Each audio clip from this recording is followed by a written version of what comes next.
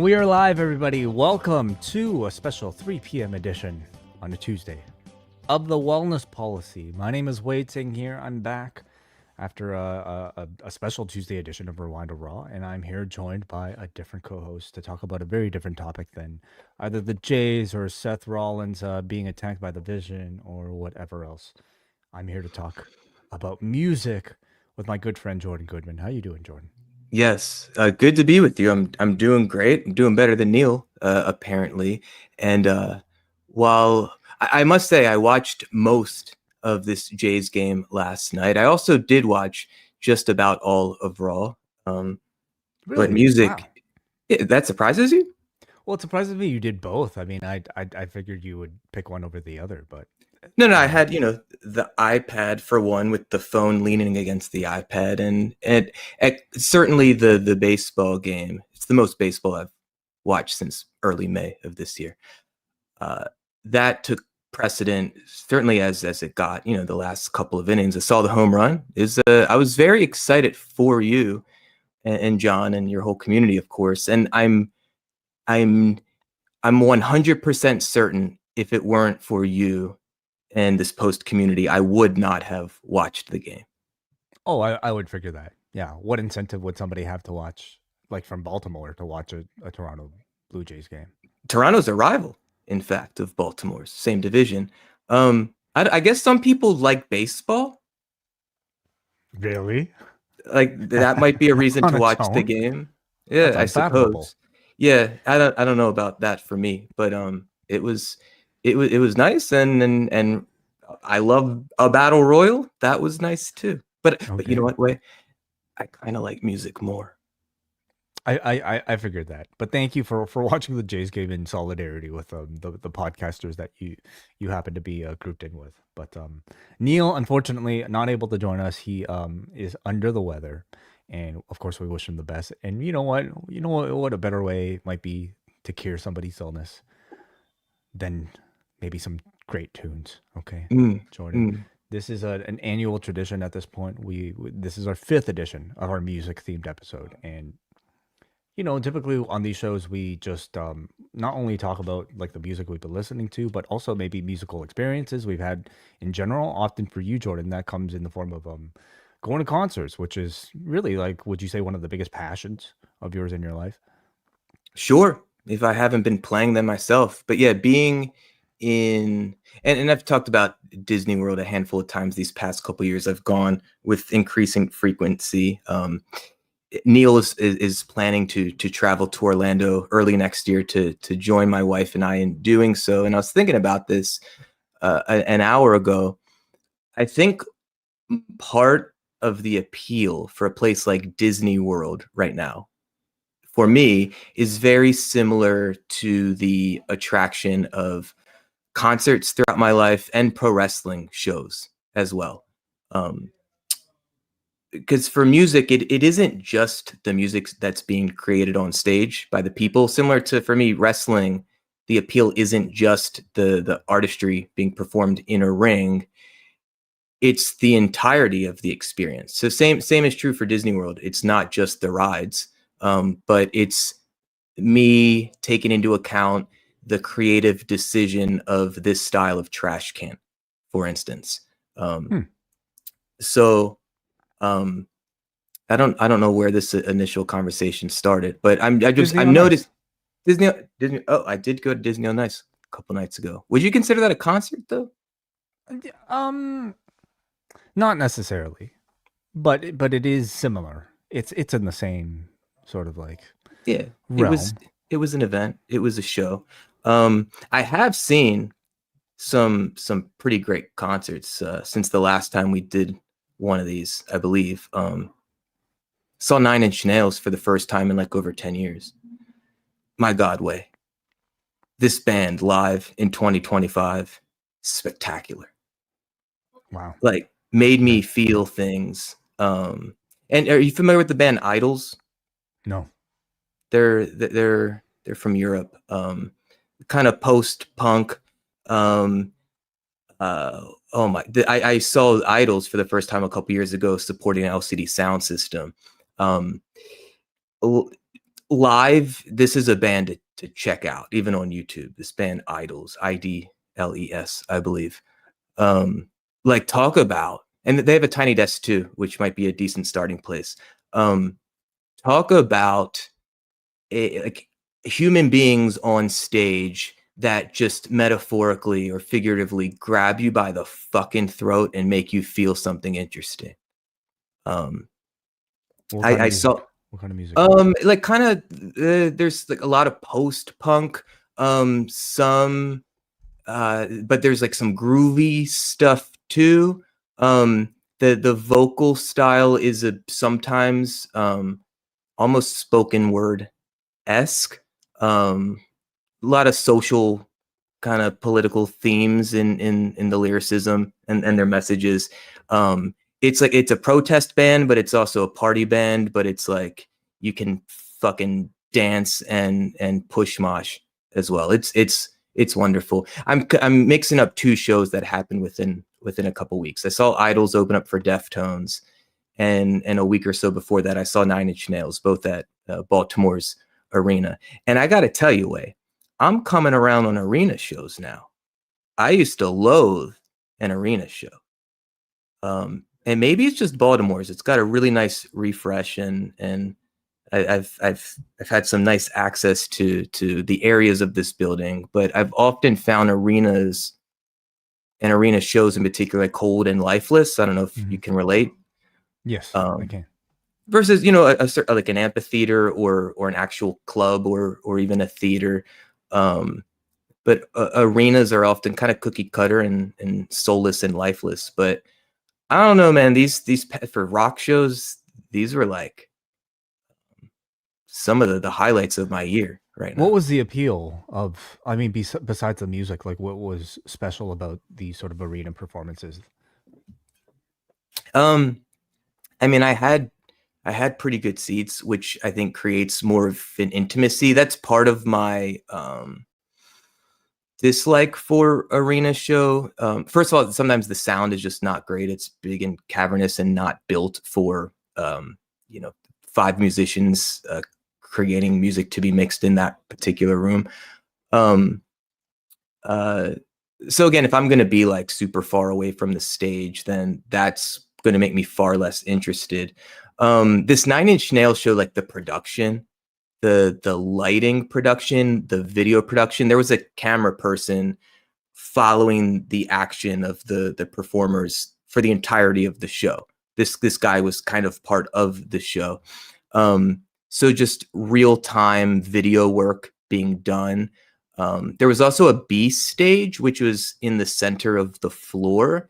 And they opened the set on this B stage and then had another like 4-ish song set midway through the show on that B stage. So that was nice in that the placement of the musicians were a bit different. With the B stage, they were playing in the round more so. No live drummer, which kind of but Nine Inch Nails, they lean a bit industrial and electronic, so that makes sense for them. Josh Freese played, which was kind of interesting. He had just been fired from Foo Fighters as their drummer, I think like weeks, if not a couple months before rejoining this band and relearning these songs to go tour arenas with them. Why was he fired? I don't think that ever really came out. I think perhaps here's my take. And Josh Freese, he's considered a modern legend of rock drumming. Not so much a guy that is known for being in bands. He's more so like the one of the most, I think, successful, well-known quote hired guns. But I think a Perfect Circle, I think that was kind of considered a band he is a part of and founded. But anyway, I don't know. It seemed like he and Dave Grohl like were longtime friends. I mean, he's an incredible fucking drummer. For my personal taste, I thought he pushed or rushed a bit than I prefer. It's like I could feel the difference in Foo Fighters performances with him, or I don't think most would ever feel that or care for the difference. For my taste too, he's like a tad technical or stiff in his playing. But I think a lot of people thought that he was pushed out, and it seems like in not the most friendly of ways. It seems like there was a bit of animosity in how it was communicated. But I think the assumption was that Taylor Hawkins' son, who performs and tours currently, would be the drummer. And that would make sense, that like the son of your late drummer is now ready to join the band. And surprisingly, this guy, Elon Rubin, was announced as the drummer, who coincidentally quit Nine Inch Nails to leave and join Foo Fighters. So those two bands kind of switched drummers over the past few months. I will say, this guy Elon Rubin, I've known about him since he was a teenager. He kind of started playing in like a emo punk scene that I associated with a couple decades ago. This guy is phenomenal. When we talk about like feel and groove, like this is the kind of drummer I like. I'm pretty sure he played a couple shows with St. Vincent in the past year or so. She's one of my favorite performers, and like I fully trust when she's selecting musicians to back her on stage. So I kind of was bummed that Elon wasn't playing this Nine Inch Nails show, but it also was kind of noteworthy that this was one of Josh Freese's first gigs back with the band after a long break from them. Are there only so few drummers that like they have to kind of cycle between this, these couple in order to just kind of fulfill these roles? I'm thinking there's few drummers that have networked well enough to be trusted, or for a band like a Foo Fighters or for a Nine Inch Nails to even like know where to begin, versus fucking open auditions or having 10,000. I mean, Primus just went through this. Primus had I think people just send audition videos and probably in person auditioned, I'm just guessing, dozens of drummers. I forget the guy's name who got the gig, but he's been a good follow on Instagram, because you kind of see the journey of him preparing and auditioning and joining this band and now touring with this band. Wow. But that took time, certainly. Right. Can you describe to me, as somebody who's not a drummer, like what you're actually listening for when you're listening to a drummer? Because a lot of the things that you mentioned, I don't know if I'd be able to tell the difference between the two. Oh God, there's so much. So my take or my interpretation or feel was that Josh Freese was kind of pushing or rushing the Foo Fighters songs a bit. So part of that is like just tempo, like the speed of the song. But there's also this sense of like sometimes intentionally or unintentionally playing slightly behind the beat or slightly ahead of the beat, which I think for most wouldn't be a conscious knowing when they're hearing or listening to the performance or recording. But it's more of a subtle feeling. And It sounds like this Whiplash, like it's the film. the film. Yeah, I mean, those scenes, um, of him criticizing, Miles Teller's character, like most of us, 99% of us wouldn't be able to tell, what that sort of slight detail might be, whether it be something is somebody's rushing or too slow. But obviously maybe somebody like you who, who's done this a lot longer can. But do you think it's ultimately the thing that makes, does it make a big difference, would you say, to a layman? Probably not. And also, like, when I'm thinking about drummers' preference or not, a lot of it is visual for me too. I have been someone as a performing drummer who has like the actual performance, the physicality, the showmanship, like to me that has always been not just like critical, but interesting to me. Because I know plenty of other musicians where they treat the job or the role of performing musician as mostly about what is the audio, what is the sound that I'm creating and sharing with the room. Where for me, it's not just that. It's like fucking show business. Like, put on a show. You're stepping on stage, from my perspective, not just to create intentional sound, but to also not even just entertain, but to connect with people. And for me, it's really difficult as a drummer because you're physically seated, and all of this physical equipment and drums, and then the other players' amps is in front of you. It's creating um, mm, it's stuff between you and the people in the room. So for me, I've always like tried to utilize eye contact as well. So I'm not just trying to entertain, but I'm trying my best to connect with the human beings in the room, because what the fuck else are we there to do other than to make people feel something? And that's why when performers like Nine Inch Nails or Idols, and even Deftones, I hadn't seen Deftones in well over 20 years. I was pleasantly like surprised by just how good they were. Um, like these artists make me feel something profound and unique and singular, and often, and um, I guess to go back to where we started, like this is part of what I live for. It's part of what helps me both feel alive, but it makes like being alive feel extraordinary. Yeah, the reason why I ask about like how much of a difference, let's say like what you just described in a drummer makes ultimately to the layman is like in talking about professional wrestling, I often ask these questions. Like there are things that I might hyper focus on that John and I might be talking about that might be this sort of like detail, like or a botch or something that doesn't look right. Um, and we might use it in our sort of like critique of a match, right? But I also often wonder how much of it of that botch ultimately affects somebody's enjoyment of it. It could um increase it because yeah, it shows that they're human, and also it's what do the performers do with the quote botch.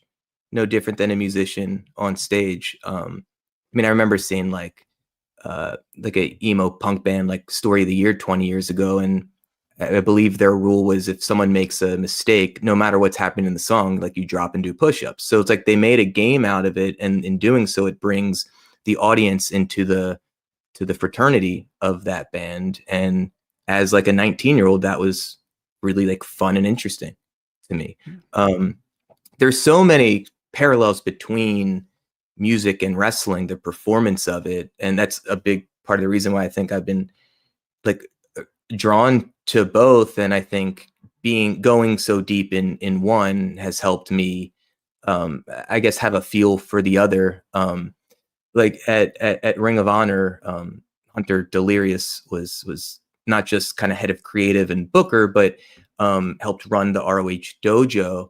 And one of the things that always stuck with me when I was watching him instruct um, younger talent was like this rhythmic quality of the match, and kind of using the body in rhythmic ways to elicit a desired response. So, like a big thing in the narrative of wrestling matches is to get the crowd to do the slow clap as we're kind of crescendoing as a baby face is trying to heat up and come back or charge up. And so like, in a classic tag match, you might see the wrestler on the outside stomping on the steps or stomping on the apron to elicit that clap. And I remember watching Hunter just teaching these guys, like, just moving your shoulders up and down and like breathing in a certain way can be a subtle enough cue to get the crowd engaging in that way, instead of just literally clapping, or you're selling on your back and you start stomping with your foot on the mat, which may not seem the most natural, for instance. So like even in that sense, I was like, fuck, the wrestling performance is so musical and it's so collaborative, not just the performers in a ring, but it's collaborative with the audience as well. There's tempo, there's timing. The cliche thing that veterans will often tell younger wrestlers is slow down, don't rush. And that is a very common thing for veteran musicians to tell more novice musicians as well. Yeah, I think it goes the other way around too, where like you talk about maybe when you're looking for, like how much a drummer may fit a band. I mean, so much of it is based on image as well, isn't it?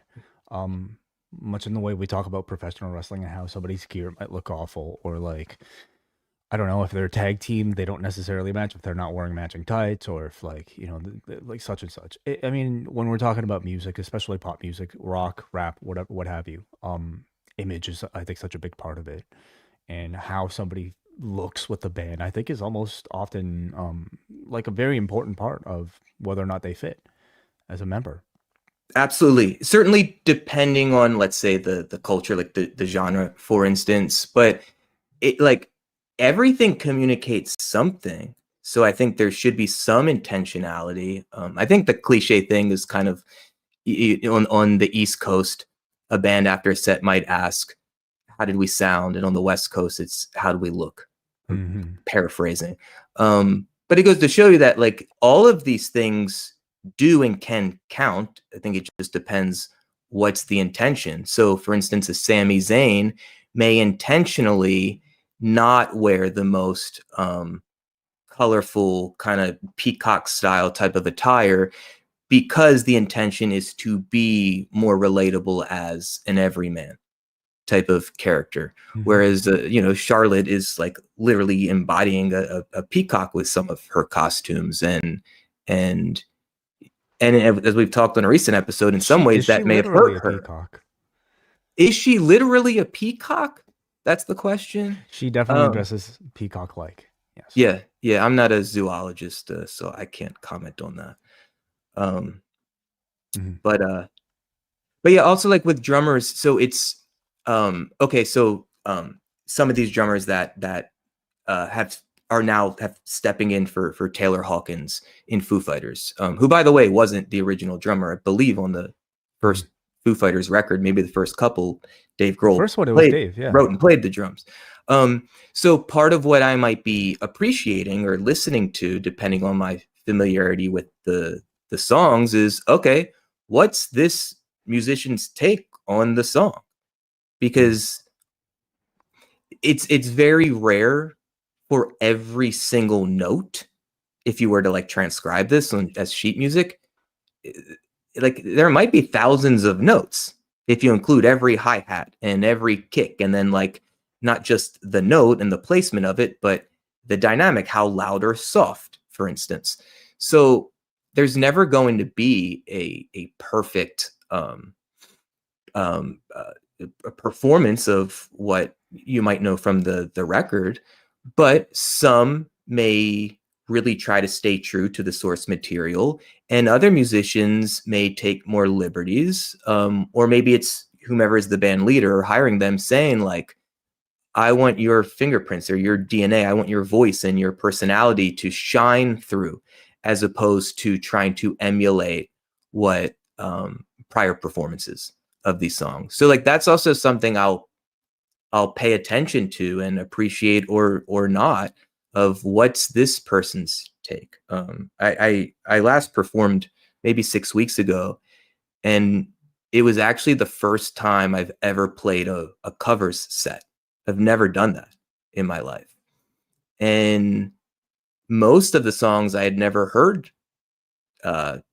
before. And we put a set together in 6 weeks. And actually a couple of the songs, if I'm being honest, there was a Tom Petty song and a Mississippi Queen by this band Mountain, I believe.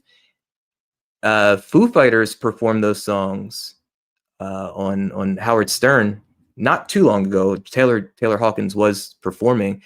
I was actually more inspired by Hawkins' performance of these songs than the source material, and I kind of used that as a jumping off point to learn the songs, and kind of ask myself, with what kind of intensity do I want to bring to these parts?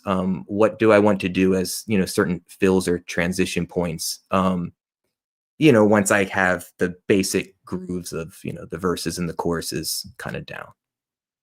Interesting. With like, again, with wrestling or with any art form, it's like, how deep do you want to go with these things? And um, at least for me, I there's a handful of things I really fuck with and I like going deep with. And in that sense, like, there's no end point to the richness of this stuff. What have you been listening to lately? Let me see. I was just outside reading. The last thing I was listening to, Art Blakey and the Jazz Messengers live at San Remo, I think Italy, 1963. Live jazz. I listened to a lot of 50s and 60s kind of bebop era jazz.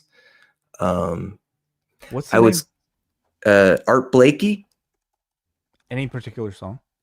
The first song is called Children of the Night from this live album from 75 years ago or so. Okay, so yes, this is I guess the one episode in the post wrestling calendar where we are free to just basically play whatever I want because we're not monetizing these shows. We're just we're talking about music, so we want to play some music. Do you want us to play some Art Blakey and the Jazz Messengers? Sure. And to be honest, like, this is literally the last thing I was listening to 35 minutes ago. But it is something that I had saved in my Apple Music. So yeah, Sure, here like, it is. Okay, can you hear it? I can't. Oh, there we go. There we go. Volume of it.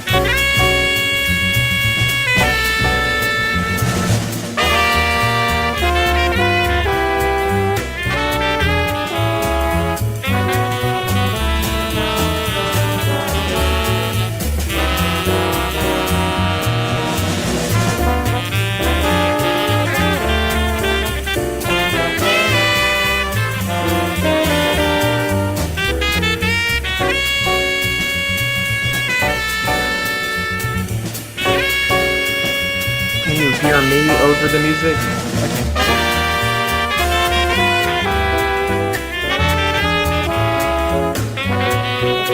Can you hear me now? Now I can hear you. Okay, Yeah. sorry. Yeah, I guess You it's just a boosted bit that. loud. Yeah. Yeah. So this is like reading music for me, typically, or like earlier morning coffee music, or later at night when I used to drink more red wine kind of music.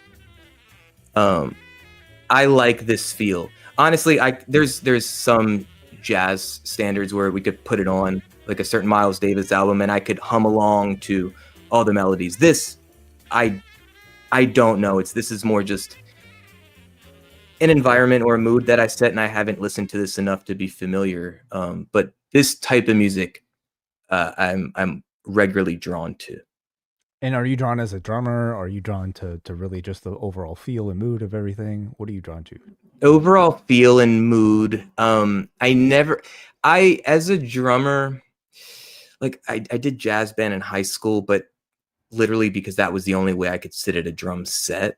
So like I was very narrowly focused on the type of drummer I wanted to be. So the language, I could kind of mimic what's happening in more of a novice or intermediate way, but like that's not a vocabulary that I've developed over my life. So a lot of it is more of the whole, or the sum of the parts, and that's what I'm drawn to. Is it something you want to develop a vocabulary for? No, I mean, like, look, if you could like gift wrap it to me, great, that would be fucking lovely. But I think the real question is, do I want to put in the work to earn that vocabulary? And the answer is no. Right. Because I asked because like I have like my very good friend who's also a drummer that I play with sometimes. He loves jazz. My brother, who's a very good musician on his own, like loves jazz, of course. Mm. And like I've given it many chances, and I can't really seem to enjoy it past the point of just like it being good background music. Like if I Hmm. even see it live, like in a street festival or something, I'll stop and I'll really like be impressed with maybe the musicianship, and I'll be more listening out of a curiosity for like how this is made and why it's being made. But I've never really like gotten it, to the extent that I Hmm. would say a lot of people have. I'm wondering if there is like a song or an artist that could be like an entry point for someone like you. So jazz, but that is kind of fused with hip hop or a genre of hip hop, for instance, or um, Well, yeah, the Kendrick Lamar album "To Pimp a Butterfly" I think is very jazz influenced, and it's like maybe that might be like a great gateway for I think a lot of people. Certainly I enjoy it, but it's not necessarily something that's like led me to listening to more jazz, I suppose. hmm, hmm. Um, yeah, one of the things this isn't necessarily just about the music, but I'm sure at some point over the past 5 years I've mentioned this to you, maybe on this show.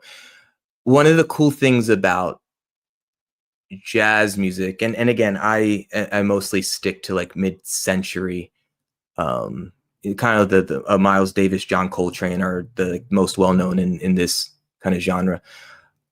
It's like this family tree type of evolution of these albums. So okay, just say you kind of start with a Miles Davis album, and then someone like me is going to look and ask, who's the drummer, who's the bass player on here, who's the pianist even, and then seeing what did those people do after this album. And oftentimes these people eventually become their own band leaders and put out their own records under their name, even if they are a drummer or a bass player some of the time.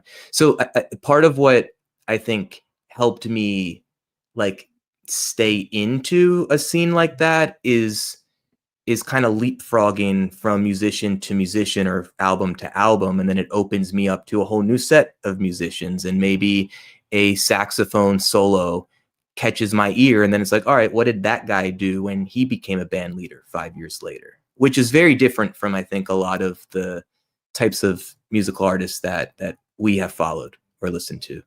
Hmm. In the chat here, Slopey Joe 15 has a recommendation here from Art Blakey. Moanin' by Art Blakey. The album is great. So why don't we play a little bit of that title track here? Cool. Moanin' from Art Blakey. You got it? Can you hear it? Oh, No. sorry. Here we go. Yeah, very familiar with this.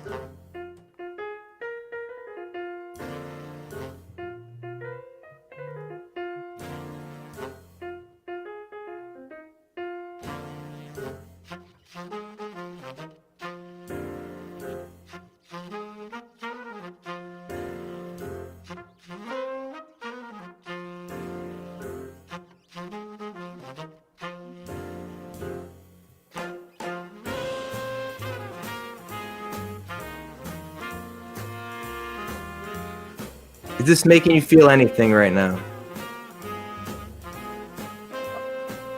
Um, I mean, I like it, Or is but anything catching your ear more specifically? yeah, so I'm just gonna let it play a little bit.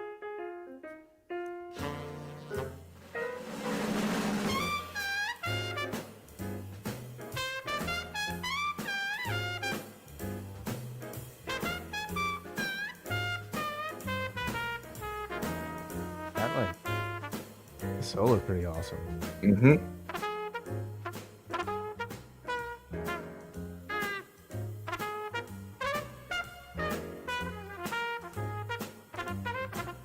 And if you can feel that kind of just in the past few seconds brought everything down to then bring it back up. Like a wrestling match. Peaks Honestly, and valleys. these sort of leads um are very compelling to me because like I often so like this is like you mentioned, like this isn't really my language, right? In listening to music. It's not the type of music I've listened to most in my life, right? But like in order for me to perhaps like appreciate the musicianship that goes into something like that, I'll often like in my mind sort of like translate it to, well, how would that sound as a guitar solo? Or more importantly, like if somebody were to write a guitar solo, what would go into the choices of picking those particular notes in that particular sort of like rhythm, this sort of like angular out of time type of like, you know, pace of sort of like line. I'll often think of that, and I'll really appreciate the sort of idea of it. Mm, Um, I don't know if that sounds really sort of technical and boring, but like I, it's a very sort of unexpected way, to take some notes. mm. Um, like when will you sit? I know you play guitar. Hmm? Will you sit down with the guitar ever and have other recorded music playing and kind of Oh yeah, yeah, fuck often. around with it? Yeah, Okay, not in a long time, but like I mean that's kind of how I grew up learning how to play. You know, okay. But will and you contribute your own expression? Like, will you yeah. play your own stuff to it? Mhm. Oh, that's interesting. Well, just to even learn how to solo, I mean, you play a song and then you essentially use it as a backing track, right? Hmm. And the results are for me are often awful, like nothing I'd ever want anybody to listen to. But that it's fun as hell to try to like fit something on top of something that's already existing. Right, and you're saying it's awful, but like when we learn language, um, when Oscar is learning English, for instance, Mhm. he sucks. Like he's awful at English, Right. because he just hasn't had enough practice yet. But Very he true. gets the Yeah. jam with professionals. Like you are a professional at these verbal languages, and so he's learning from the masters. No, that's very true. I think what you're speaking about is like maybe at least my tendency to judge myself based off of Mm, like the very top mm, versus maybe a child learning a language and we're judging him based off of other children at a same pace, right? I mm. suppose that might be a bit more visible. Like I could tell this is a 3-year old learning English for the first time, whereas like I guess there's nothing outwardly signaling my hours practiced versus some virtuoso. Right, but also like think of how many people of the people out there speak a verbal language, like most of us. How many people can play guitar? Like at all? True. Almost none. And that's part Feels of, like it's a lot, but maybe in sure. the grand scheme of things, you're right. Well, think about the when we were last together at the pre-WrestleMania Philly post party at that bar. Hmm. I don't know, there were at least 50 people in that room upstairs. How many of them could play guitar realistically? A few, Seven, maybe. maybe. And I would also argue that maybe that group of people might be might be skewed to more creative types. Yeah, yeah. Um I guess my point is, for I've never really watched you or heard you play guitar, but like I'd bet the farm that you're really good relative to just about everyone on earth. Sure, I appreciate that. You're probably right. But you're comparing yourself to Jimi Hendrix potentially. Right. Yes. To me, like in my mind, I have like a barrier of like what's good, right? And I mean, and for more importantly than that, like for me, it's a very sort of like solo passion. Like it's a very private type of like, you But you know, just performed for the first time. yes, I did. Yeah, which kind of leads into maybe this conversation interestingly. So, Neil suggested this episode, or he reminded us more importantly that we were going to talk about this, and he actually suggested that I bring this up because in one of our private conversations, I did let Jordan and Neil know that um, like so the friend I mentioned who's really into jazz that I play music with sometimes also like he's at a position in his life where he's looking to take his musicianship to like a different level play more live for instance, whereas I'm very much the opposite. Like I'm very happy just like occasionally jamming just for fun privately. I'm not ambitious at all about it, but he recently was encouraging me to play live with him at an open mic and not just play live, but to improvise. I mean, we've done covers live and all that in the past, but what we typically do, just on our own is to just like go, like just kind of completely freestyle with no sort of like net, for Mhm. instance. And so he encouraged me to do this in front of an audience, which was very intimidating for me because I hadn't really done that before. Um, it's How just like nervous were you? I was pretty nervous. But at the same time, I'm at the point now where like I'm pretty disassociated with like the outcome either way. So I didn't think I would be so nervous. But so we did it. Like we just went to like a local sort of like open mic Mhm. and went up and just went. And it's been a few weeks now, but like I remember at the time like not being very satisfied with the results, as I think might have been expected. But I also was trying to maybe embrace like the feeling of feeling nervous or just even like freezing up when I was up there. Not necessarily freezing up, but like when you're improvising. For me, a key is being able to let go and being able to let go of judgment, either from the fellow musician that you're playing with or from yourself. Like the ability to be able to just stop criticizing everything that you're doing. I found that really hard to do when I was up there, especially in front of like a bunch of people that I mean, um, I only maybe imagined were judging. Mhm. So so that was also something I recognized that I would like to be able to maybe work through with more experience. So yeah, so that was that. Even like I mean that feeling I think is something that um like I've kind of done enough podcasting where like I feel like I could kind of let go of something like that. Um, but even in like doing a podcast like this, there is some element of it, like even talking to like the 10 people that might be watching us live and the thousands and millions that might be listening to this after the fact. Like I am still somewhat conscious of like what they might be thinking, but to a much smaller extent here than I was perhaps on stage. Sure, and there's also a ton of differences. One, like how to speak in conversation verbally using English, and guitar is a totally different language. Also, when you're jamming, your buddy was playing drums. Mm-hmm. Yeah. Okay. So like that's its own dynamic and your comfortability or not with, I mean, there's certain musicians like my brother, who's a bass player that I've played with my whole life. So he and I can, quote unquote, finish each other's sentences. We know each other's vocabularies, but also instincts when it comes to expressing ourselves musically. Also, you're in the room doing it in real time. You're like you could look into the eyes of the people in the room, where it's just very different with podcasting.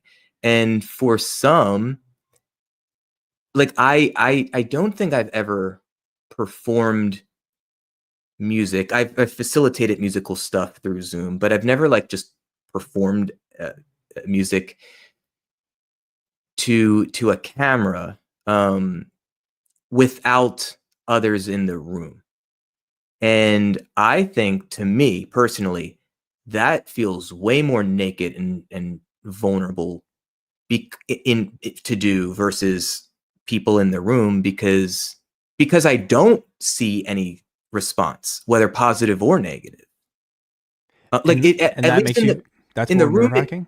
yes, because I've played some shows in my life where you're kind of just playing to the other bands and the sound person, or maybe some people in the room. And at least if someone is responding with indifference, I know that's what I'm working with. And then I feel interested, perhaps, or well equipped by the challenge of how do I transform the indifference to something else. With like, I don't like not knowing what's on the other side of what I'm communicating. Interesting.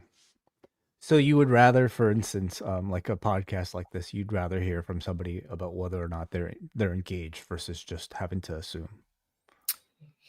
Yeah, because then I can do something with it. So the Interesting. handful of people that's listening to us right now, who knows what the fuck they're doing. Like, this could be so passive for them because they're focused on like cooking or showering or whatever, fucking jerking off. I'm sure plenty of people do this to UA. And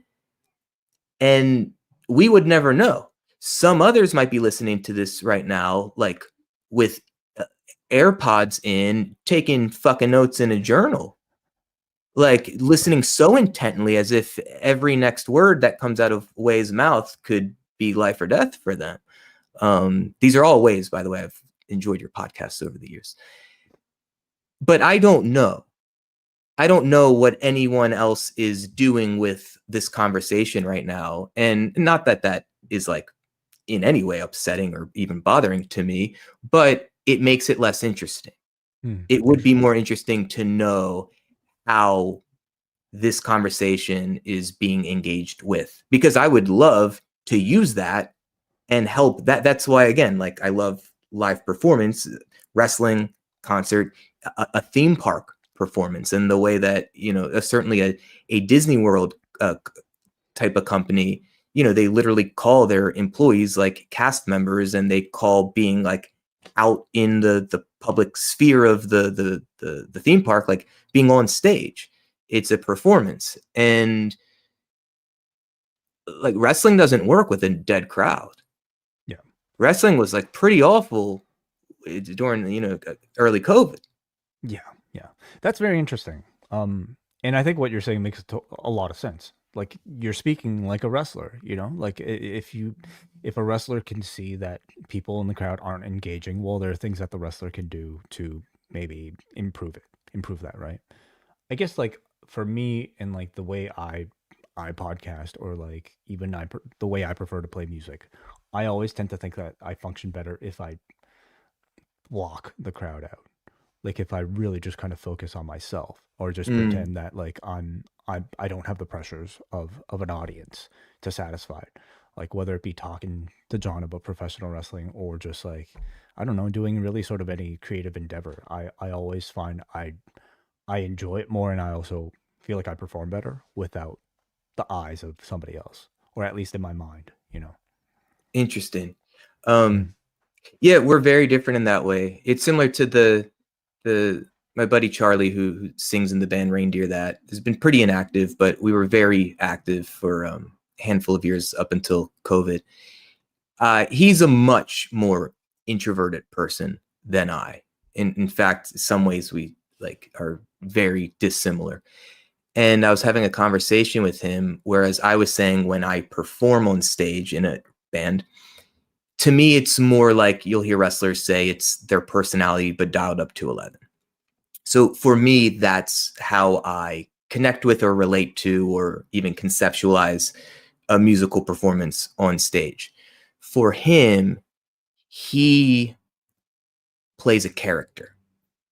Now, the character can, you know, it rhymes with who he is, but I think for him, it feels safer to more so. I don't want to diminish this in any way. To me, there's no right or wrong or better or not. They're just different. So I think for him, it feels like a safer place to either like hide behind. But again, that feels diminishing. I don't mean it No, that way. to be himself, because maybe the other, you know, like the feeling of that sort of like exposure might limit him from being who he actually is on the inside. Right. And it's cool because we'll do these performances, and in some ways it's like, oh shit, he's like coming alive in his expression and his energy and in his charisma in ways that don't seem typical for him. Where, you know, if I'm hanging out with a group of people, like I'm sometimes more like willing or interested in drawing attention to myself and being louder and he's a bit you know, more kind of quiet and mild mannered in certain ways. So for me, that was like a really interesting distinction that I never really considered, where he and I are engaging in the same performance. We're playing the same songs in real time, and we had done it dozens and dozens of times together. But for him, it's more he's slipping into a character that he enjoys. And for me, it feels like as naked and vulnerable as anything I experience in my day-to-day life. Because it's just it's me, like, kind of like, in a sense, throwing my arms up in the air saying, like, this is me, like, look at me, and, like, let's see what happens from here. Yeah, I'm sure that like it's part of the reason why I think like we're friends, because I think there is that sort of like balance or contrast between us, and I imagine maybe that's what kind of makes you two work. You know, the fact that you're different, versus if maybe you were too similar in that way. I don't know. I also find it interesting that like you're the drummer and he's the guy in the front of the stage, you know? I know. Like if your personalities were reversed, like he could hide behind the drum kit and maybe feel a bit more comfortable. You probably feel right at home, you know, in singing in front of the microphone and whatnot. But the fact that you have your roles reversed, kind of interesting. Yeah.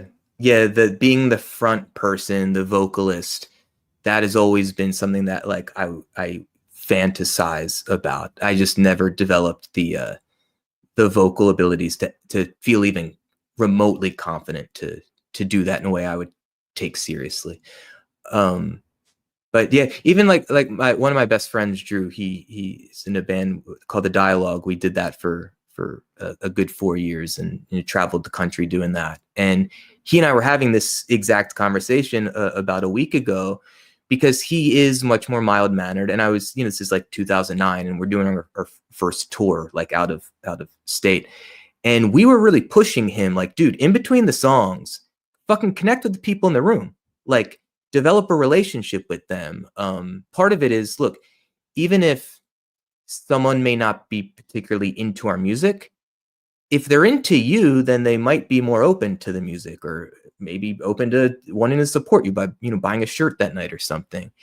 And I asked Drew if he was annoyed by our constant pushing him of, like, trying to engage the audience, especially in between songs. And he was like, no, as much as he didn't love doing that, or he didn't really want to do it, he understood why we were encouraging it. And it's not like I've been in bands. I've been in an instrumental band where I literally had a microphone and would more so be that guy, pushing people to the merch table, or saying, this is when we're playing in this city next time. And then our lead guitarist also had a microphone, and he was doing more of, like, the crowd participation, facilitation, kind of witty, we'd have, like, witty banter and shit like that.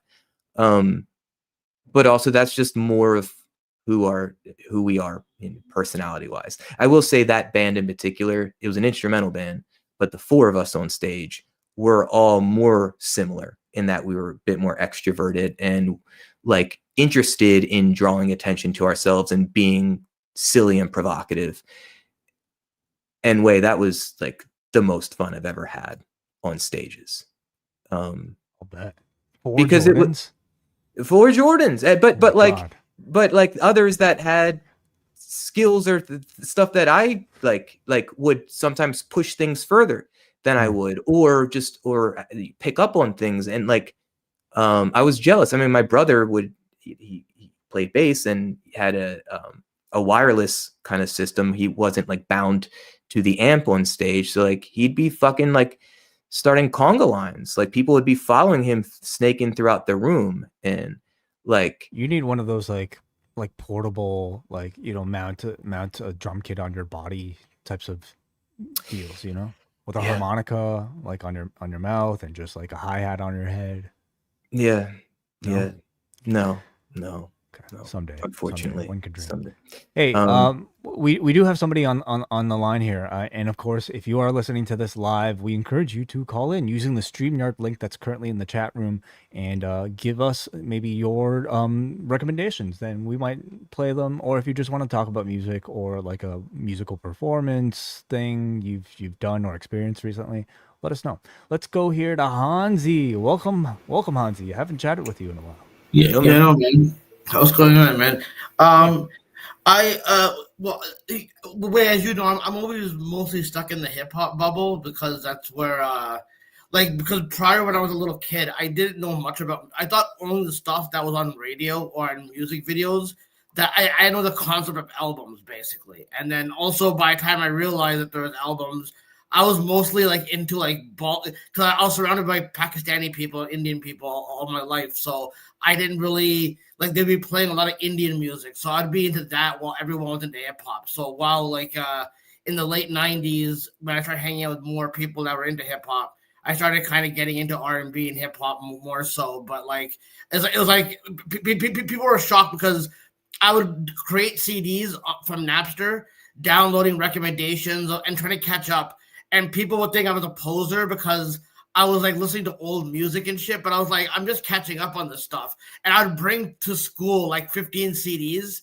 And it would be like I'd want to get through all of them during one class of networking and stuff like that to listen to like a lot of the hip hop songs that I downloaded on like a CD or whatever. So every day I'd bring in like 15 CDs in my backpack. And people were like, "Why are you bringing so much and all that?" Right? So I got obsessed with that, and then through that, I started looking at samples through hip hop that then like helped me. There's actually a good site. I mean, people say it's a Fed site, but I mean everything is a Fed site. But it's called Who Sampled, and it's made me look at different people who have covered songs or sample songs, and it made me go through stuff beyond just hip hop. But I listen to so much that I can't keep up with who's who anymore. Really, you know what I mean? Because but I'm always interested in recommendations for Yeah, that's a good site right there. Where like, why is it a Fed site? What is a Fed site?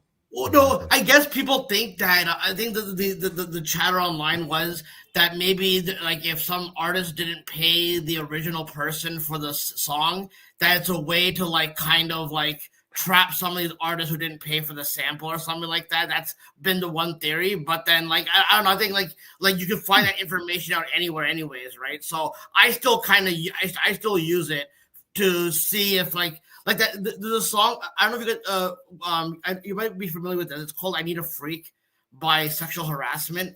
It's like a very it's a weird name, but it's like I need a. But then there's so many people that sample like Too Short used it. I Need a Freak, or Black Eyed Peas used it for My Humps, or ICP used it for yeah, ICP used it for Cherry Pie, whatever. Which has a wrestling reference. They reference Chris Candido and Sonny on it. But I went through all the versions of that stuff just to see who did all that stuff. You know what I mean? It's kind of it's dope when you do that kind of thing. It's fun. It's fun getting into these rabbit holes. I've certainly discovered a lot of like older music that way. You know, through your the connection to like a recent sample. Yeah, the whole Fed site thing. I guess I'm not. I didn't know about that, or I didn't know about that possibility. But yeah, no. I mean, it's a rumor about what they call it. Because for a bit, I'm like, oh, do I feel guilty for using this site? Because I do like just looking at the information about like different covers and different people who have sampled songs. So through that, like for example, you know that song by Beanie Siegel, "The Truth." Mm-mm. Well, there's a song, but then that's how I discovered Graham Nash through that, because he uses that for Chicago. So like, you know what I mean? So I become more obsessed with Chicago over the Beanie Siegel one. So sometimes like, you know, like when Jay-Z used Takeover, like that's the door that Kanye West sampled, whatever, right? So I found myself going through that. But you know, Jordan, to your point about music need to sound live and all that, I agree. Like one example, because through Sopranos, I discovered the Kinks, and I started loving their music. Right, them and Cake, and there's one song called "Not Like Everybody Else," and the studio version of that song is not. I don't think it's really that great. But then there's a live version that the Sopranos used that has become my go-to, and I think that one has given a rebirth to that song to sound completely more. Like it has a lot more soul than the studio version one. Like that's like my go-to song. It's in the episode where season 5 where Tony makes a obscene comment to his sister, and then he leaves the dinner and then he just walks away. But then that song's playing. So Sopranos has helped me discover a lot of bands that like, you know, a lot of songs. It's crazy because a lot of I wasn't exposed to music, so like 90210 would be one of like that's why the Crave. I don't know if John's watching the Crave version, but what's it called? I don't know if he like remembers key songs that were used during scenes because with the replacement music, it lacks soul. So there's a couple of Instagram accounts that restore the audio for scenes and the music. That's how I discovered REM. I discovered the Goo Goo Dolls to 90210, like, you know, a lot of these bands that I discovered to 90210 that I feel played a huge part in different scenes and all that kind of stuff. Yeah, like movie soundtracks used to be a thing. They still are. What's the last movie soundtrack that helped break a band? That helped break a band? Yeah, like bands or artists would, you know, sometimes covet to be included on a soundtrack. Because then you got all this, like, you know, marketing muscle from a movie studio in addition to a music label. Yeah, And to Hansi's point, it's if he were to have listened to, you know, a Kink song just because it comes up in his YouTube algorithm, he may just turn it off. But if his experience of the song, especially the first time, is tied to a scene with characters and narrative that he's already emotionally invested in, and the song helps elevate all of that, well, then what a powerful association to this song. Yeah, here's a bit of it. This is I'm Not Like Everybody Else, live at the Royal Albert Hall by the Kinks.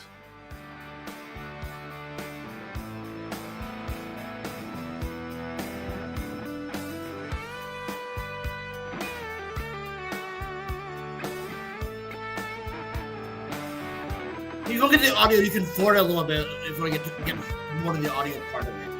It's okay. It's good. Okay, that's close.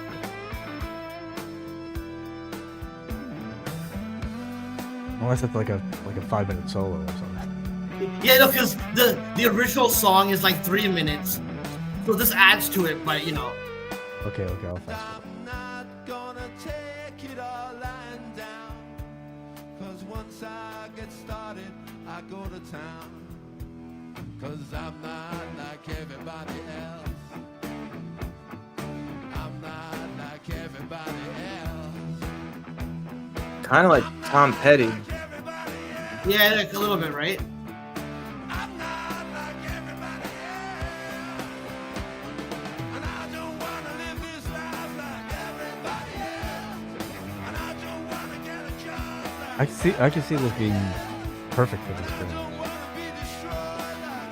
I'm like Rolling Stones too. Yeah.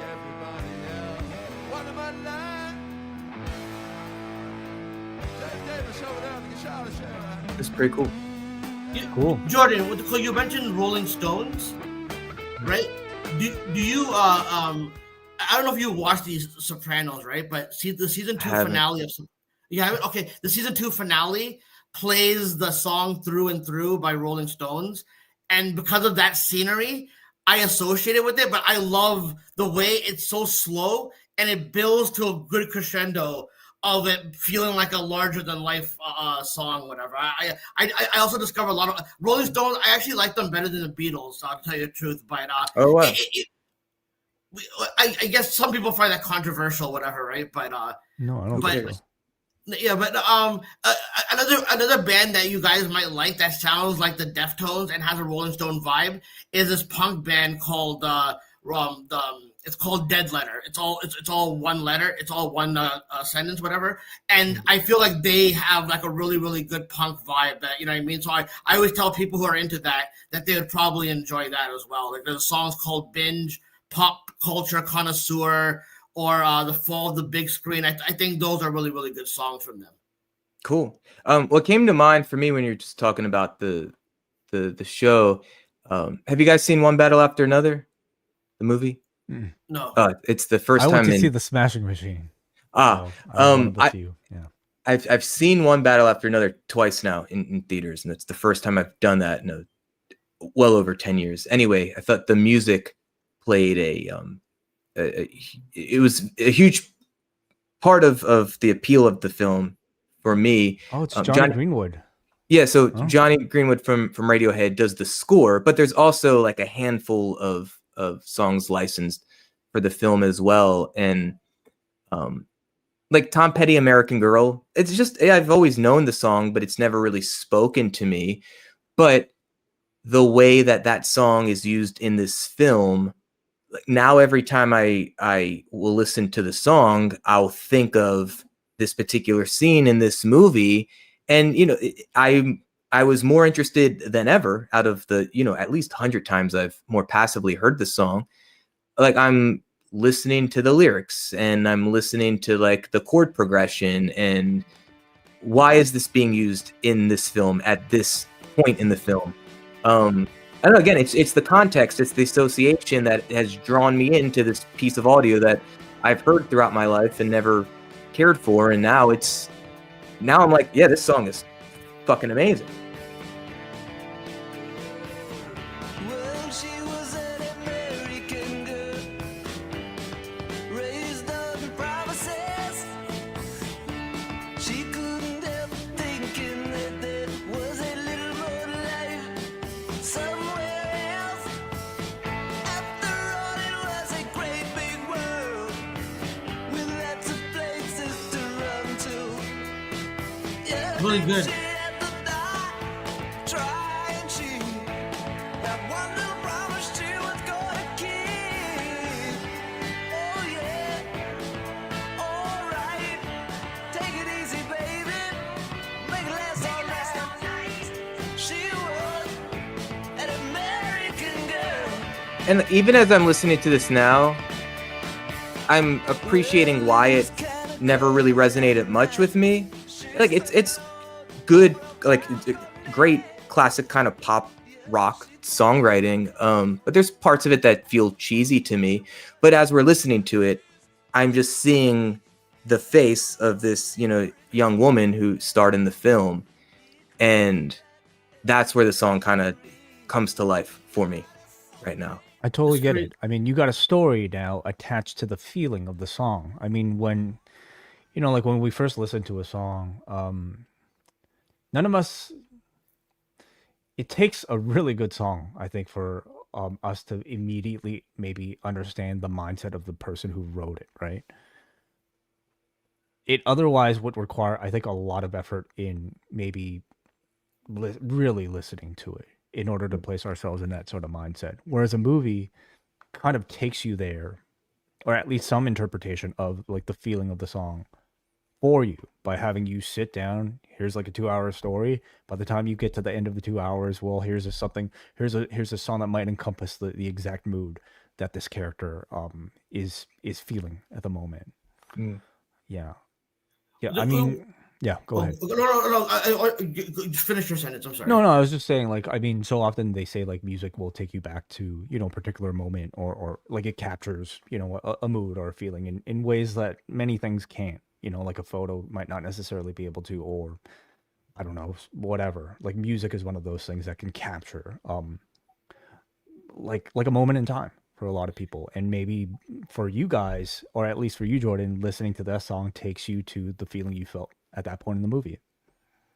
Yes, and a very again, I don't want to spoil anything. I very much recommend the film, but like the placement of this song and starting at the beginning of the song and allowing the song to build, it worked for me. And now it took me 40 years, but now I'm as interested in that piece of art as I've ever been. With the just two last things before I don't want to carry on. Back to the soundtrack stuff. One of the sound because when I'm at Comedy Bar, people play playlists and all that, and they were playing a song off the Dumb and Dumber soundtrack, and I went through the Dumb and Dumber soundtrack, and that's another soundtrack where I discovered a lot of rock bands. That I thought that I was really pissed off they didn't put the Crash Test Dummies song. That one, I was really pissed to put that one on, but I remember that being one of my favorite soundtracks. And wait, the last thing, because I know like you're an Artie Lang fan, that song by AC/DC, "You Shook Me All Night Long." Yeah. I associate that song with Artie Lang because AC/DC was in the Stern studio and Artie Lang took over singing the second verse. And it's such a legendary performance that AC/DC was like really, really into it. And that's his song now. But when I hear "Shook Me All Night Long," I associate with Artie Lang, basically. If you're going to do a movie about Artie Lang, that would be the song you use. You know what I mean? A lot of Stern performances, like a lot of bands, they had like Coolio had a really good performance on the Stern Show performing Gangster's Paradise, where Howard's actually getting involved too, whatever, in the chorus. So those are like how I get into music and all that, man. Do you know what I recently thought about from the Howard Stern Show, a musical thing? Was the Enrique Iglesias leaked audio of him poorly singing his song. Do you know what I'm talking about? No, this sounds great. This you know is the one Rhythm of Divine. This was on one of those on the Sternthology best ofs that I heard like a couple of years ago when I was trying to catch up with bits, but like I haven't heard it since. But I remember there's something about Enrique Iglesias. All I need is a rhythm divine, lost in the music, your heart will be mine. All I need is to look in your eyes, viva la música, say you'll be mine. Get out this feeling forever, gonna live this moment together, nothing else matters, just you and the night. Long always for desire, not the rhythm's taking you higher, no, to stop us from having it all. You are my heart, you are my soul. All I need. That's how I imagine I would sound, which is why I have not done that. So apparently the story is like Howard would clown on this like at every. It was so funny. Like they would say it all the time, and it was just like, oh my god, look at this pop star caught. You know, he must be lip syncing. He can't really sing. And then it turns out the story is that he was just fucking around during a sound check, and somehow it happened to be captured, and anyway, he ended up playing like a live version acoustically on the show, and to prove that he could actually sing.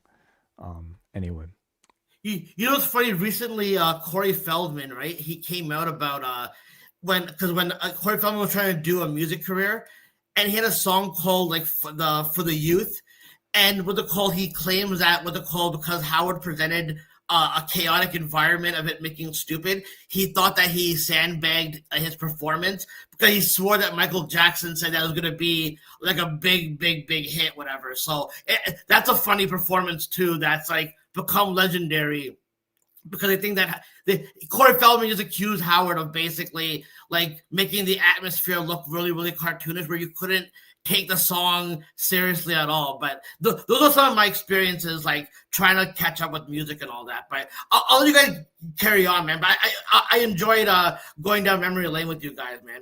But Nicole, thank you for having me on, man. Peace out. Nice to talk to you, Hansi. As always. Good to see you, bud. Let's go to our sick boy here, Neal Flanagan, who does chime in the chat. Thank you for watching us, Neal, despite being under the weather. He says, my guilty pleasure pop pick was going to be halfway around the world by 18s. It's like proto K-pop from 20 plus years ago. It's not Wai's taste, but Oscar would probably like it. Do you dare? Listen to a bit of this? I'm not familiar with the. I know the name, but 18s is like I don't know the song. Like the ABBA like teenager reboot, I believe. Okay, that sounds right. Yeah, they were not huge in the States though, but I did know the name. Yep, this is Neal Flanagan's pick.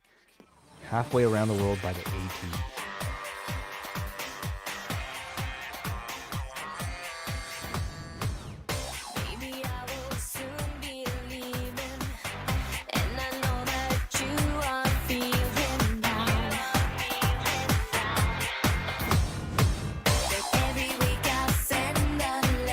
That little spring noise sounds like something Neal.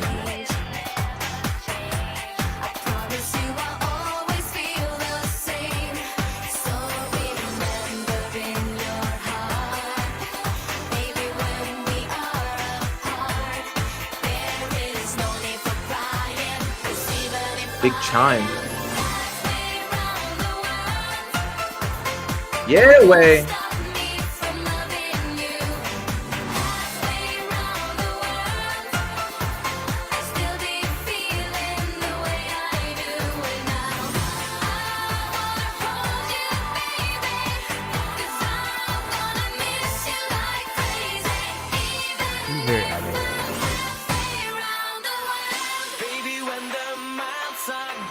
Wow, beautiful.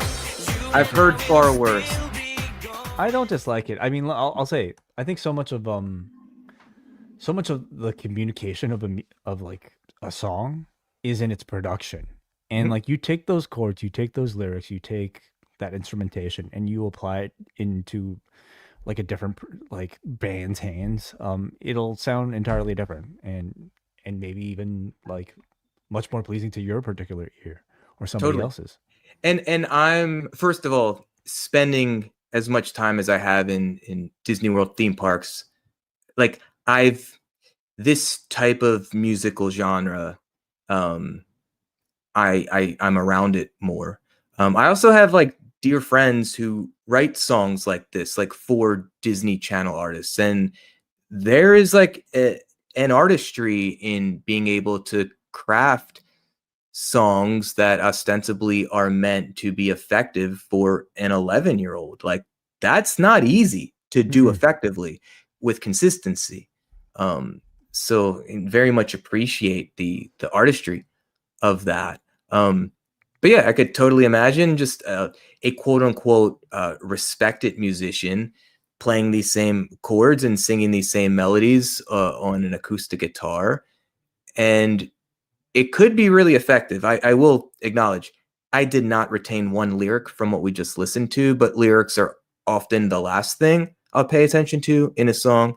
It's more just like rhythm, chord progression, just aesthetics of the instruments and production of it. Me as well. So with the lyrics of what we just listened to, again, a musician with more gravitas, it could be a farce. It could be just silly, depending on the lyrics. But I could also imagine a scenario where those same melodies and chords, it could win a Grammy. Very much so, yeah.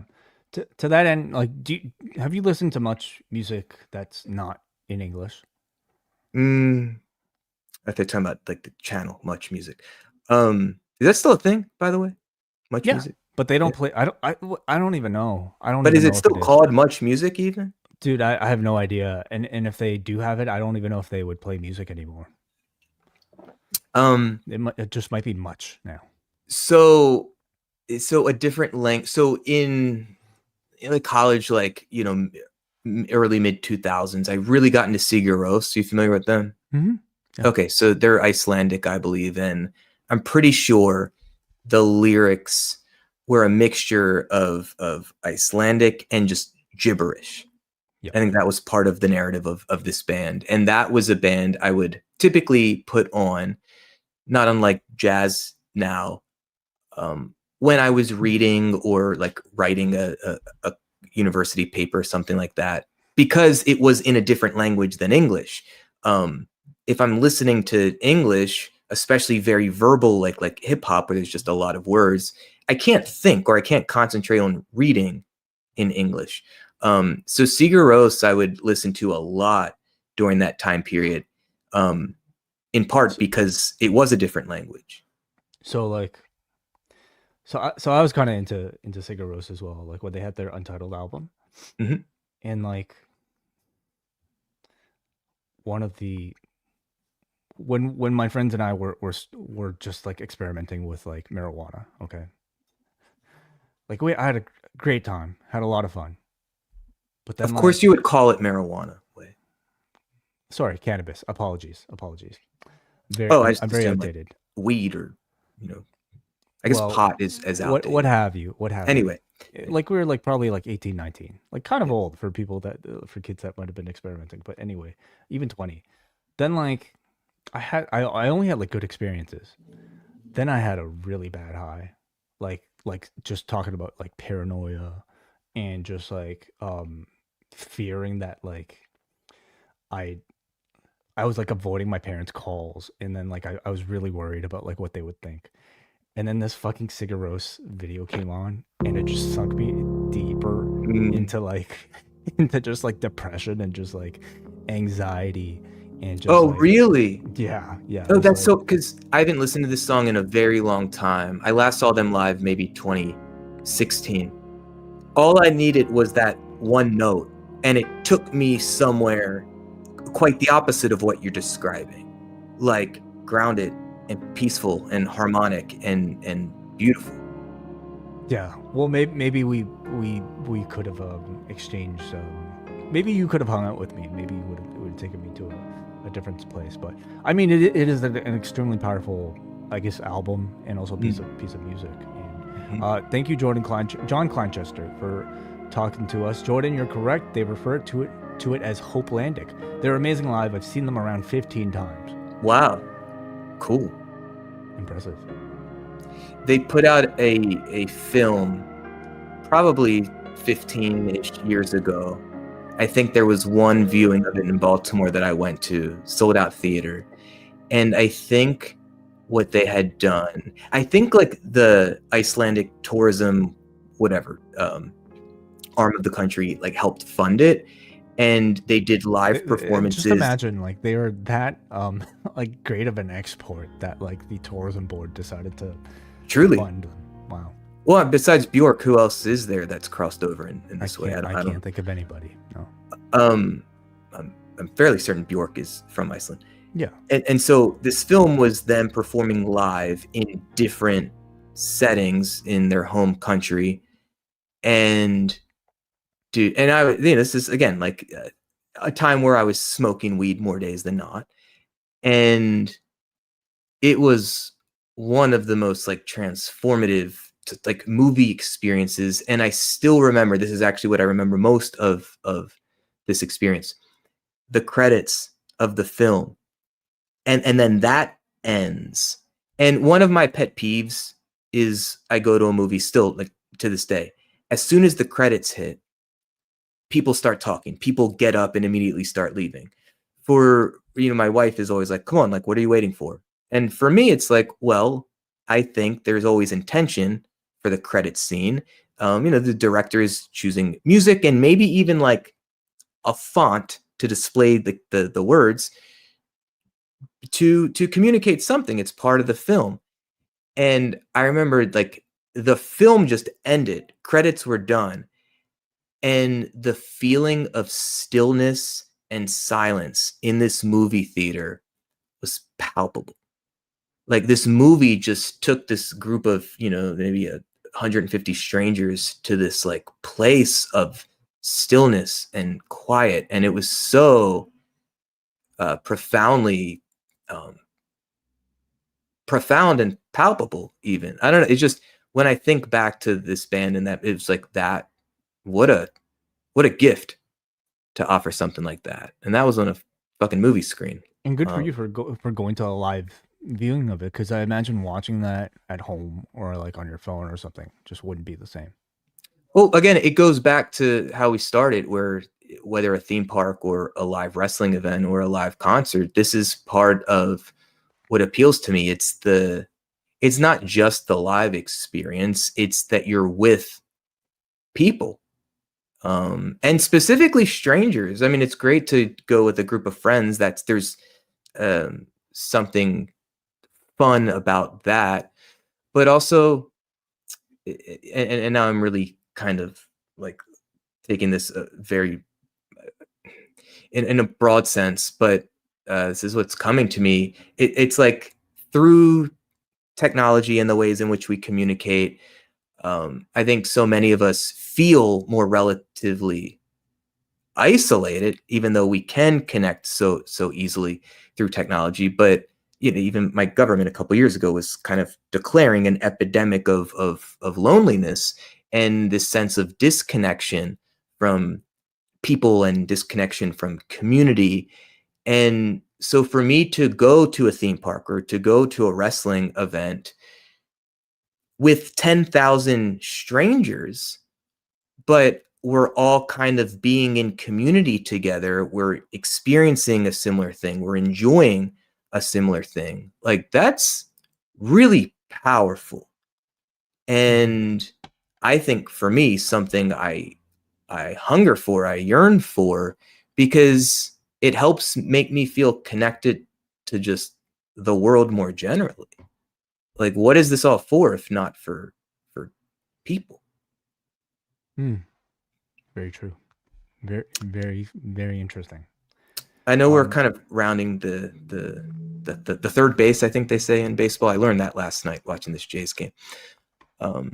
There's one song I wanted to offer, get your take on, because I was telling Lily not only a few weeks ago, like, fuck, it's been a little while since an album came out that I had been anticipating. It's been a while since an album came out where I just wanted to like make the time to just be with it, and then, you know, listen to other people's critiques of it, and to listen to the artist being interviewed about the album. It's just been a while.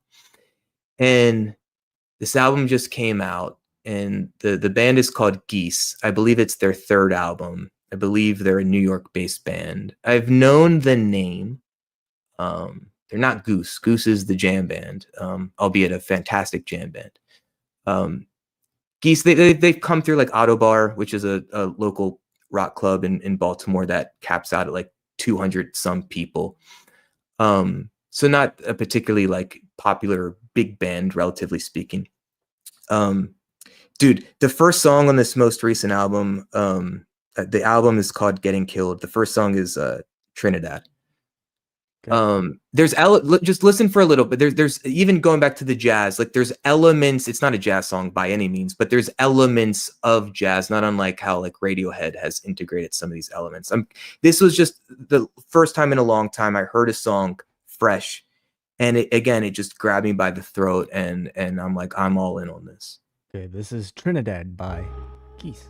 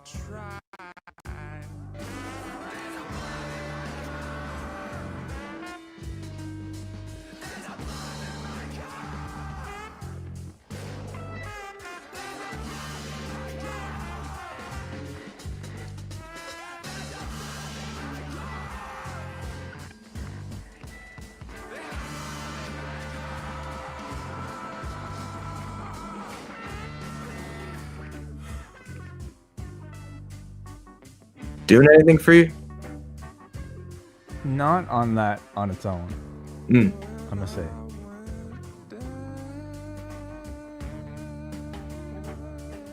So for me, the first thing I go to is, okay, what's the time signature? And the way I kind of like found it for myself is I count 6, 2, and then 5. And then I can kind of anticipate. It's like I can now get my like arms around this thing.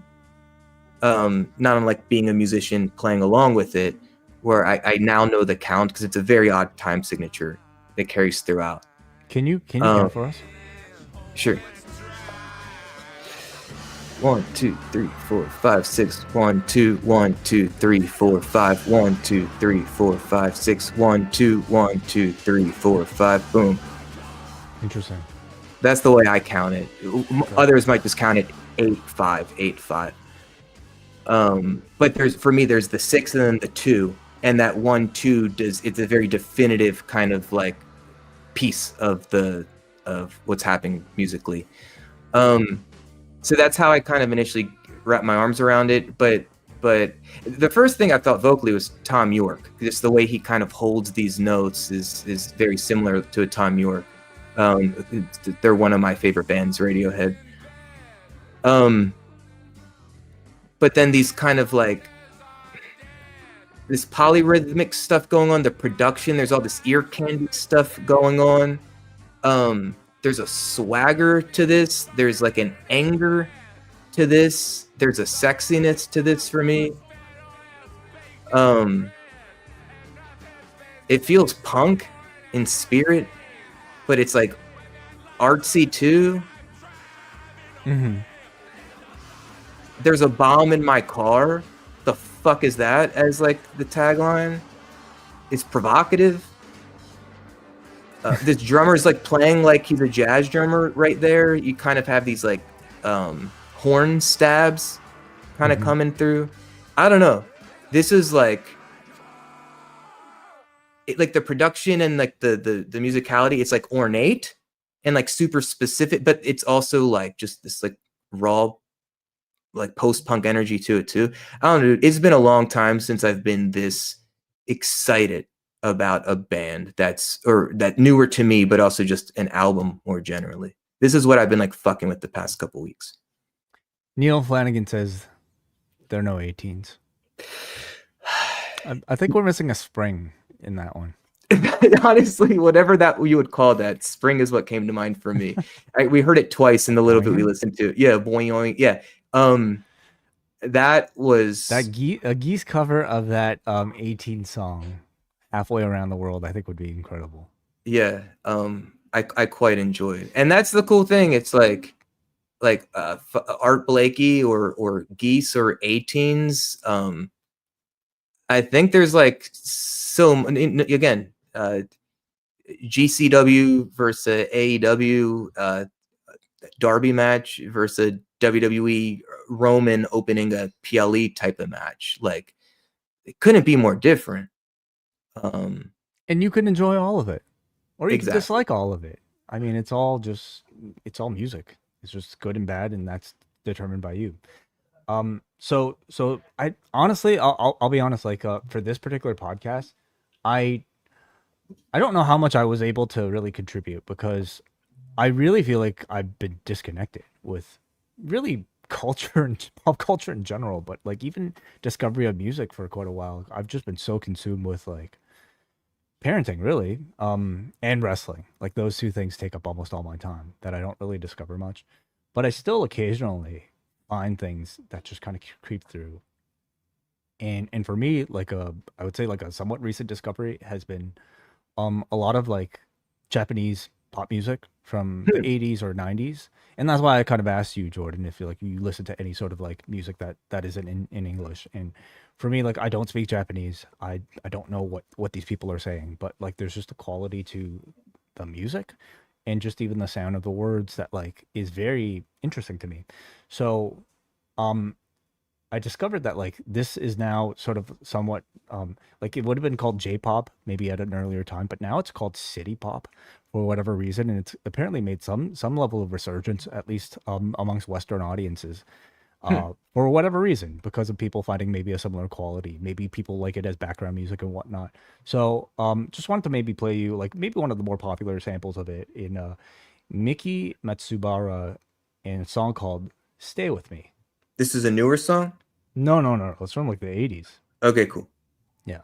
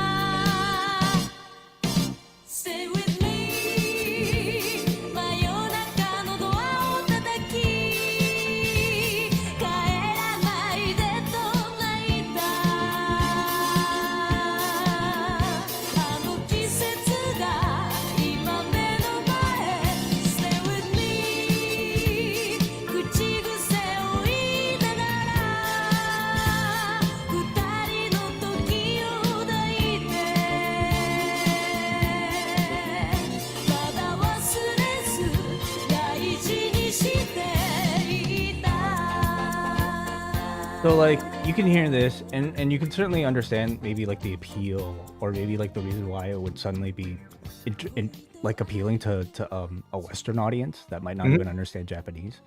Um, Well, just it's like Western it's music. Western music, exactly. It's like in like many things, I guess like in Japan, influenced by the West and made even better, I would say. And often, as is often the case, that like it would be with professional wrestling or cars or you kind of name it, right? But it's just fascinating to me that like all of a sudden, like I don't know, maybe Gen Zers might be into like 80s Japanese pop music. Mhm. And I find it even more interesting that like anytime I get into like a subgenre of something or like a genre of music, for instance, I like to dig further and find like other samples of it. And I've been able to do that to some extent with this, but it's become very difficult. And I'll tell you why.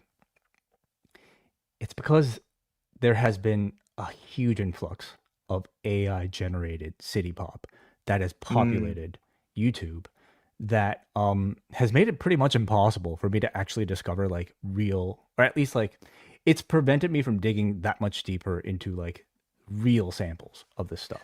Well, Um, is part of the appeal that it's a Japanese artist and it's sung in that language? Or because I could also say, if you kind of like this, then why don't you go to like the source material of where these people are kind of like pulling from? yeah, absolutely. Yes. And But then, and that'll have like more lush production for this type of music than what you just played. I mean, I thought the Um, production was pretty lush to me. I mean, I also think there's a certain aesthetic to it that, like, you might only get from like the music of this particular era from this particular location, right? mhm. But but anyway, for me, I'm just kind of marveling at like AI's current ability to replicate something like that. I'm gonna play you a playlist from Mhm. Shibuya Nights 1980. This is something on YouTube, and there are a million of these in YouTube. This currently has 65,000 views, way more that are out there for others. But I've never listened to this. I'm just gonna play you a sample of something that might sound a bit like it that is completely AI generated. Mhm. 君を抱きしめた記憶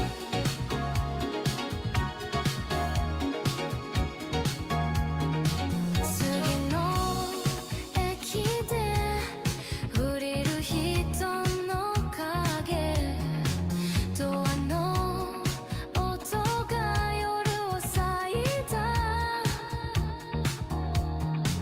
遠ざかる君の笑顔だけが So I have no idea what she's actually saying is even like real words or if they're just something that sounds like Japanese.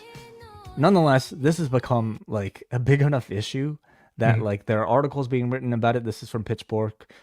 The battle to save the soul of city pop from AI. Every month a new genre falls to the ever encroaching siege of AI dreck. The infestation began with lo-fi beats, which mercenaries ransacked and rewired into a black hole of mindless loops. Then there was AI vaporwave, which felt almost farcical. The genre built around exposing the hollowness of capitalism got withered into a fetishized formula. As AI improved, producers ventured beyond instrumental music. Suddenly, one of the biggest channels on YouTube was Masters of Prophecy, which amassed over 31 million subscribers with synthwave shite and singers whose every note whispers with starlight. Then came the Velvet Sundown, a band with over 1.2 million Spotify listeners that scored actual press coverage as people puzzled over whether it was a human or machine. They were AI. The grifter behind the saga tried to play it off as some sort of Banksy ploy to challenge the boundaries of authorship. So that means you're giving 95% of Spotify royalties to your robo co-authors, right? One of the latest and perhaps most chilling AI invasions involves city pop, the amorphous genre of glitzy 70s and 80s Japanese pop music that became an online obsession in the West in recent years. Type city pop in YouTube and nearly everything will be AI generated, fitted with seemingly doctored images of gleeful Japanese women often standing in front of cars. So this is just like a phenomenon that is certainly I don't know if it's ever occurred at any other point in history or like I've had this sort of experience trying to like being captivated and wanting to sort of like immerse myself into a new style of music only to now essentially be blocked by a very you can argue satisfying, but also a completely inauthentic version of it created by AI. Do you think this is how painters or fans of paintings felt seeing the first photographs? Perhaps. Yeah. Perhaps. That's not art. That's cheating, or that's not real. Yeah. Okay. The answer is perhaps. It's certainly taking a photo, you might say, is easier than painting a still image in sort of lifelike quality of that same thing, right? But there's still a real art form in creating a photographic image, and like especially an image that might make you feel something, right?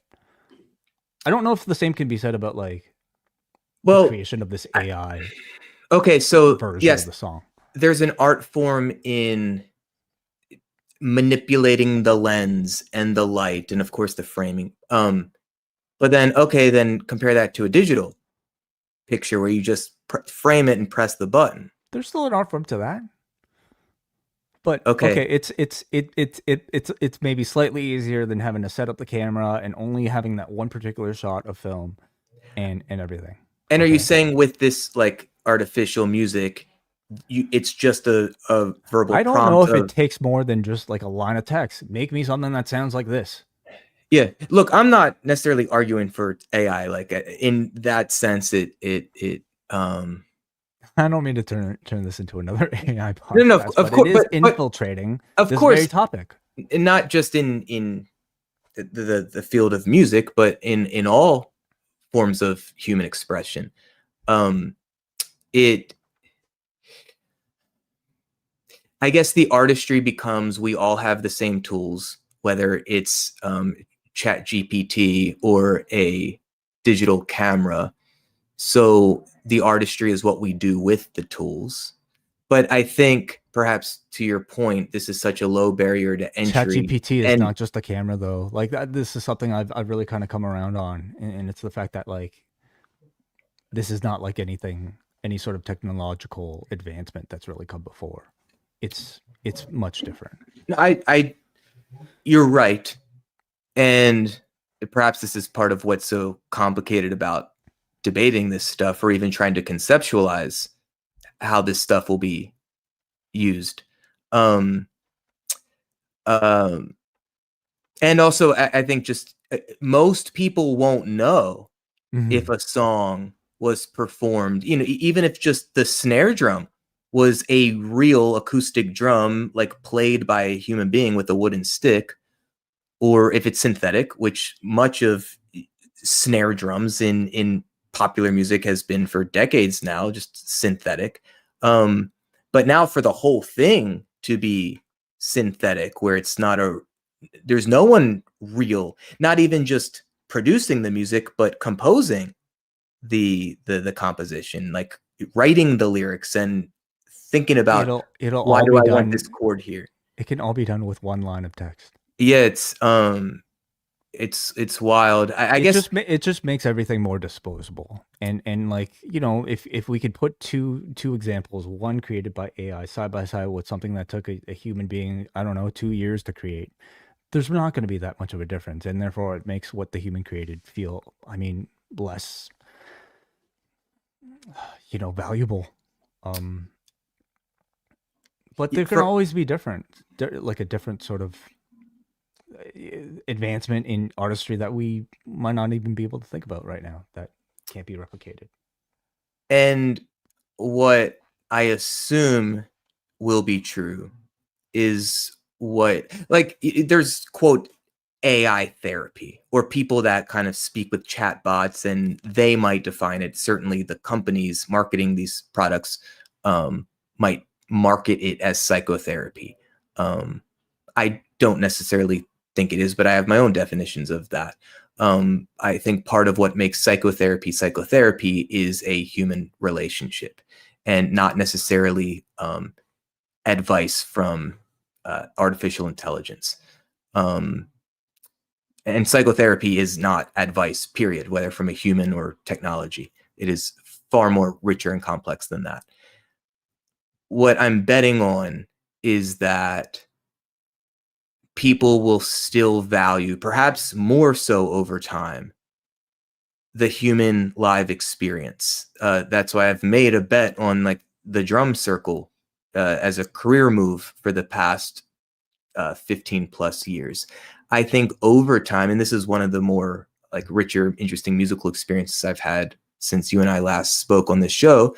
You know, I did one of my drum circle gigs for 50 people at a kind of all hands on meeting kind of retreat, literally next to the White House in DC. And, you know, this is like a company that is it's like 50 people. They all live throughout North America, and much of their business is as a contractor to the federal government, Canada and Mexico as well, dealing with electricity infrastructure. I think that's enough to share. And so it's this idea that I drove to DC, sat in like the swankiest of fucking offices with 50 professionals, you know, all kind of dressed, you know, professionally and, you know, about our age, most a bit older. And I come with my duffel bags of smaller hand drums and shakers and tambourines, and I hand them out, and we sit in kind of this rectangle shape. And for an hour, I just facilitate them through the most human of group experiences, sitting in a circle, making eye contact, creating rhythmic sounds on instruments, and doing it in a way where we're aiming to achieve expression, but cohesive expression. I think experiences like that with each passing day are only going to become more sought after and valuable. I think the live concert experience, I think the live pro wrestling experience, I think the theme park experience will all become more desired and valuable as all these other areas of our lives become less human and less connecting through our humanity. It'll be more desirable, and it'll be way more expensive to engage in than it already is. I mean, if you thought the pandemic did a lot to ticket prices for everything, I mean, maybe you're right. Maybe AI will just kind of create that sort of desire that much more. Which is, yes, a whole nother conversation about class and who deserves or not these more human experiences, unfortunately. Right. Well, we are going along here a little bit of extra innings for our discussion about music that I hope people enjoyed, people got something out of. We go to Jeremy Samples, who says, thanks so much for the show, guys. I love all music, and it is incredible how many different genres have so many different impacts on so many different people. If you guys have your own recommendations, feel free to leave a comment in our Post Wrestling Cafe or in the YouTube comments here. Let us know what you guys are listening to. Always looking for recommendations, and we hope Neal Flanagan will be back with us next month when we have a different topic to talk about on the wellness policy. You think he's really sick? Always questionable. Yes, absolutely. Yeah. I mean, he often raves about, when I had long COVID or when my dad died, and I still just sucked it up and made the wellness policy. Oh, boy. Okay. Till next time, everybody. Talk to you guys later on the wellness policy. Bye-bye.